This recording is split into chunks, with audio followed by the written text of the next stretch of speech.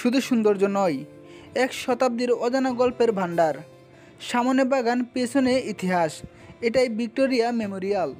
আমি শাহ আলম তালুকদার আজ আপনাদের সামনে তুলে ধরব এর মনোমুগ্ধকর সৌন্দর্য আর বিস্ময়কর ইতিহাস। চলুন শুরু করি ভিডিওটা।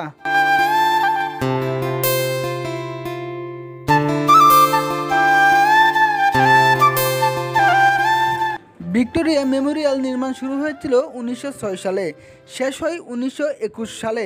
এটি মূলত রানী ভিক্টোরিয়ার স্মৃতিকে চিরস্থায়ী করার জন্য নির্মিত হয়। স্থপতি স্যার উইলিয়াম এমারসন ইউরোপীয় রেনেসাঁ আর মুঘল স্থাপত্যের শৈলী একসাথে মিলিয়ে এটি ডিজাইন করেছিলেন। পুরো ভবনটি সাদা মাকড়ানা মার্বেল দিয়ে বানানো, যা সূর্যের আলোয় ঝলমল করে ওঠে। অনেকে একে বলেন পূর্বের তাজমহল। ভবনের কেন্দ্রে রয়েছে বিশাল গম্বুজ, চারপাশে রয়েছে ছোট ছোট মিনার। এর উপরে স্থাপন করা হয়েছে অ্যাঞ্জেল অফ ভিক্টোরি নামে ব্রোঞ্জের ভাস্কর্য। আশ্চর্যের বিষয়, এই ভাস্কর্যটি বাতাসে হালকা দুলতে থাকে। ভিক্টোরিয়া মেমোরিয়ালের সামনে বিশাল সবুজ বাগান রয়েছে। বসন্তকালে ফুল ফোটার সময় বাগানটি রঙিন কার্পেটের মতো দেখায়।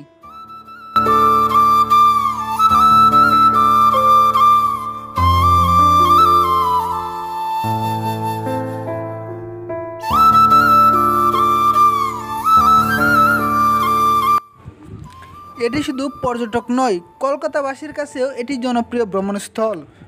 সন্ধ্যার সময় ভবনটিতে আলোকসজ্জা হয়, যা আরও স্বপ্নময় রূপ দেয়। রাতের আলোতে ভিক্টোরিয়া মেমোরিয়াল দাঁড়িয়ে থাকে যেন রূপকথার প্রাসাদ। প্রতিদিন হাজারো দর্শক এখানে ভ্রমণ করতে আসেন। ভেতরে রয়েছে একটি বিশাল জাদুঘর, যেখানে সংরক্ষিত আছে 28 বছরেরও বেশি ঐতিহাসিক নিদর্শন। এর মধ্যে রয়েছে চিত্রকলা, মূর্তি, মানচিত্র, অস্ত্রশস্ত্র এবং বিরল দলিলপত্র। ব্রিটিশ আমলের গুরুত্বপূর্ণ চিঠিপত্র এখানে রাখা হয়েছে। এখানে ঢুকলেই মনে হয় ইতিহাস যেন আপনার সামনে জীবন্ত হয়ে উঠেছে। জাদুঘরের একটি বিশেষ আকর্ষণ হলো রানী ভিক্টোরিয়ার ভাস্কর্য। দর্শনার্থীরা প্রবেশ করেই সেটির সামনে দাঁড়িয়ে মুগ্ধ হন।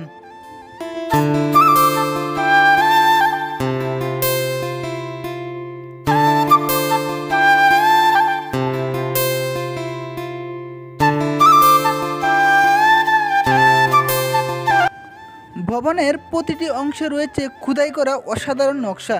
এতে ইউরোপীয়, গ্রিক ও ইতালিয়ান স্থাপত্যের প্রভাব রয়েছে। একই সাথে ইসলামিক গম্বুজ ও মিনারের ছোঁয়াও চোখে পড়ে। পুরো ভবনটি যেন ভারতীয় ও ইউরোপীয় সংস্কৃতির মেলবন্ধন। ভিক্টোরিয়া মেমোরিয়ালকে ঘিরে বহু কিংবদন্তি প্রচলিত আছে। কেউ কেউ বলেন এখানে রাতে অদ্ভুত আলোও দেখা যায়। কেউ দাবি করেন ভবনের ভেতরে রহস্যময় শব্দ শোনা যায়, যদিও এগুলো প্রমাণিত নয়, তবে পর্যটকদের কৌতূহলী বাড়িয়ে দেয়। ভিক্টোরিয়া মেমোরিয়াল শুধু সৌন্দর্যের জন্য নয়, ইতিহাস জানার জন্য সমান গুরুত্বপূর্ণ ভূমিকা পালন করে।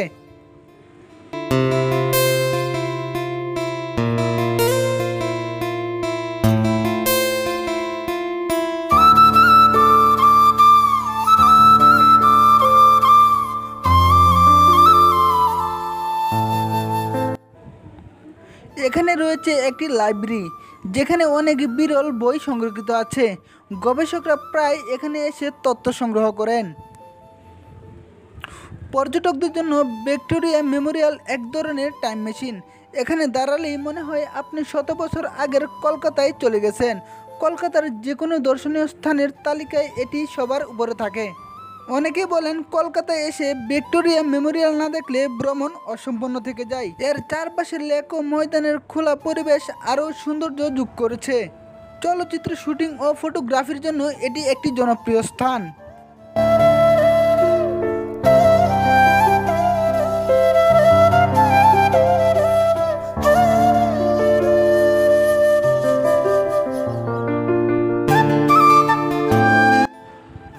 অসংখ্য শিল্পী এখানে বসে ছবি আঁকেন। কবি ও লেখকরাও এর সৌন্দর্যে অনুপ্রেরণা পান। শীতকালে এখানে দর্শকের ভিড় বেড়ে যায়, কারণ ঠান্ডা আবহাওয়া বাগান ভ্রমণ এক অন্যরকম আনন্দ দেয়।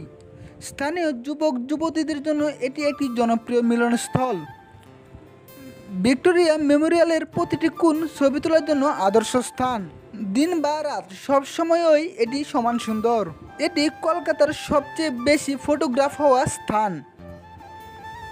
ভারতীয় ঐতিহ্য আর ইউরোপীয় নকশার নিখুঁত মেলবন্ধন একে করেছে অনন্য, তাই একে বলা হয় ভারতের হৃদয়, কলকাতার গৌরব।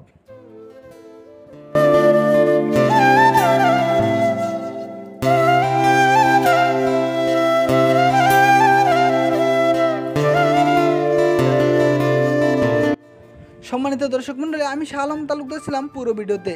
এই ছিল আজকের ভিডিওতে। ভিডিওটি দেখার জন্য সকলকে জানাই ধন্যবাদ।